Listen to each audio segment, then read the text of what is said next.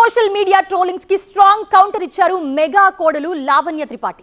ఆనంద క్షణాలను అసహ్యంగా మార్చొద్దంటూ వార్నింగ్ ఇచ్చారు ఆమె.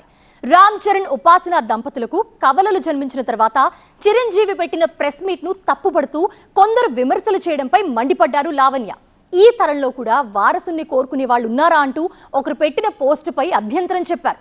మీ పోస్ట్ చాలా అభ్యంతరకరంగా ఉంది, అలాంటి ఆనంద క్షణాలను అసహ్యంగా మార్చొద్దన్నారు. చిరంజీవి మా అందరితో ఎలా ఉంటారో మీకు తెలుసా? మహిళలను ఎలా గౌరవిస్తారో, మనవరాళ్లను ఎలా చూసుకుంటారో మీకు తెలుసా అంటూ ప్రశ్నించారు లావణ్య త్రిపాఠి. ఆయన మహిళలపై చూపే గౌరవంలో 1% కూడా చూపించే మగవాళ్లు బయట తక్కువే ఉన్నారు.